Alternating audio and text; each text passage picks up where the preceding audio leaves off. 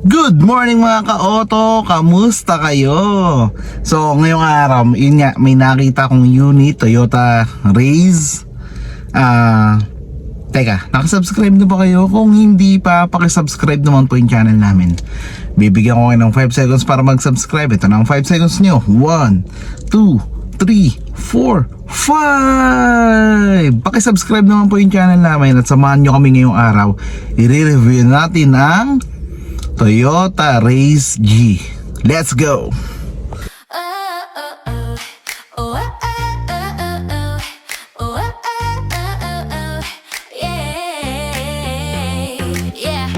Pasok ka na sa aray ko, Team Angeles, tara let's go. Brand new car, swak sa'yo, smooth ang biyahe parang tayo.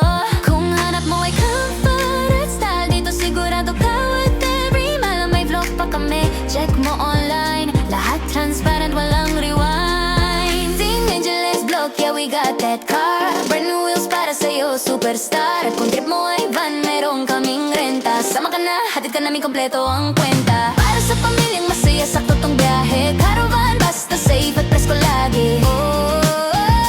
With Team Angeles, you know the vibe. Sakay na babe, let's take a ride. Caravan, ikaw ang pipili. Basta kasama ka, panalo lagi. R&B ang daloy ng gabi. Test drive mo na baby, come with me. Hatid namin ay quality sa bawat. So nakita nyo na mga ka-auto, no, yung walk around, yung nasa video. Toyota Raze G automatic color silver yan. Yan, tara ikutan natin mga ka-auto yung Toyota Raze. Let's go!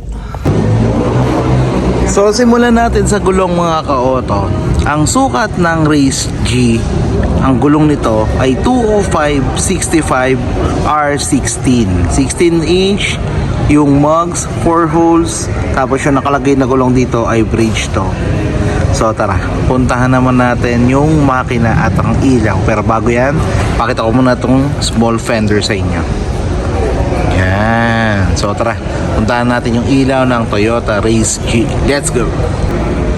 So mga ka-auto, yung ilaw niya ay split type LED na. Yan. Then yung fog light is halogen. Yan. Di ba? Ganda ng mukha talaga ng Toyota Raze. So pasukin natin yung makina mga ka-auto. Let's go. So dito na tayo sa engine bay ng Toyota Raze mga ka-auto. 1.2 3-cylinder inline, 12 valve with DOHC VVTi. Maximum output niya is 88 PS na at 6,000 RPM. Yung maximum torque 130 Newton meter at 4,500 RPM. Diba? Saktong displacement lang nito mga ka-auto is 1,198cc. Tapos yung fuel tank capacity is 36 liters. So puntahan naman natin yung brake at yung suspension nito. Let's go. So mga ka-auto, tignan natin yung brakes na nilagay dito. Ang nilagay na brakes dito sa unahan ay ventilated disc. Tapos dito sa likod ay leading trail drum. Yan. Ito. Sa unahan ay MacPherson, sa harap naman ay torsion beam. Yan. So pasukin natin mga ka-auto yung loob ng Toyota Raze. Let's go. Smart entry ng mga ka-auto sa passenger. Lagay mo lang dito yung daliri mo, mabubuksan mo na siya. So tara. So nandito na tayo sa loob ng Toyota Raze mga ka-auto. Yan, legroom, isang dangkal. 'Di ba? Tapos yung room height ito. Yan, 'di ba? Akala natin maliit sa size ko, pero tingnan niyo yung room height mga ka-auto. Grabe, sobrang convenient nito sakyan. 'Di ba? Sa airbags mga ka-auto, driver and passenger. Isa dito at isa sa driver.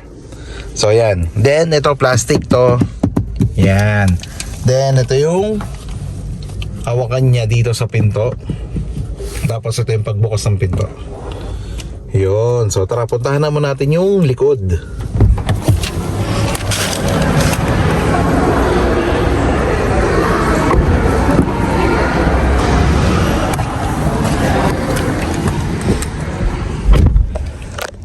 So dito na tayo mga ka-auto sa likod. Ito yung legroom niya. Yan. Then ito naman yung room height. Oh, di ba? So kasyang-kasya kahit malapad ako at mataba. Tapos yung height ko na 5'9". Then yung material na ginamit ay fabric. Tapos yung design na parang shoes ni Kobe Bryant. Ayan, oh. Di ba? Tapos, meron tayong 4 na grip assist. Isa sa driver, passenger, at 2 dito sa likod. Yan. Then, ito yung room lamp. Yan. Mga ka-auto, si Race subcompact SUV. Subcompact crossover SUV. Diba? Sa presyo 942,000, meron ka ng subcompact crossover SUV. So tara, puntahan natin yung likod mga ka-auto. Check natin kung ano nga ba yung makikita natin doon. Let's go. Ayan, dito tayo mga ka-auto sa antena niya. Fin type antenna. Tapos meron tayong integrated spoiler with high mount top lamp. Ayan. Then meron tayong badge dito ng Race. Tapos 2 sensor at isang backup camera. Ito yung badge din natin ng Toyota Race G.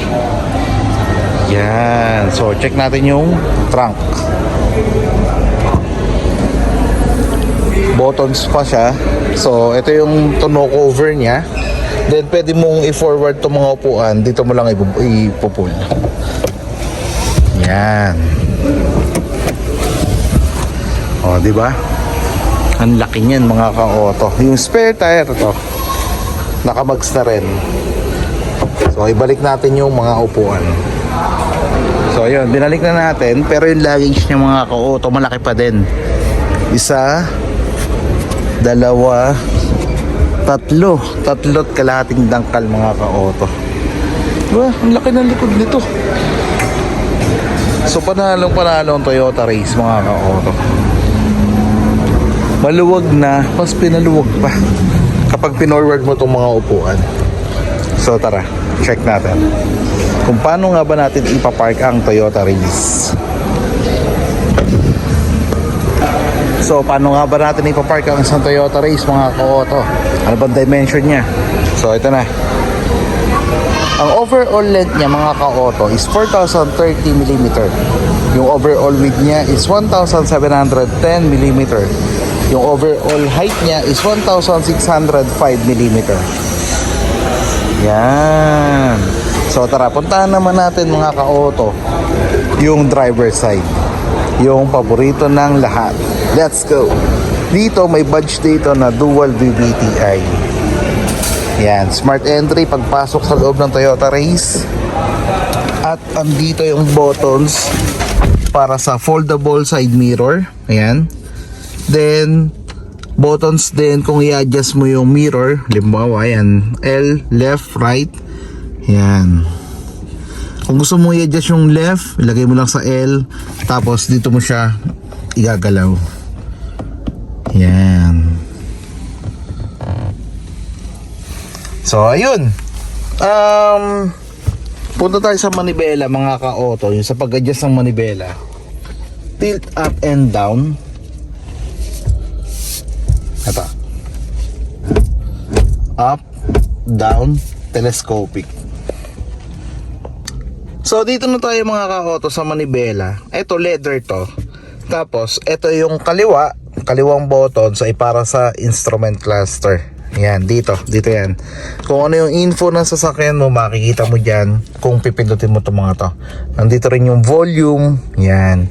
Then dito naman yung mode, kung ano yung gusto mo sa infotainment like sa radio, FM, Bluetooth, wireless CarPlay at wireless Android Auto. Yan. So, yung adjust, ito, tilt up and down yung adjust nito mga ka-auto. Yung lock, up, down. Yan yung adjust niya. So, ilock na natin. Hazard, ito.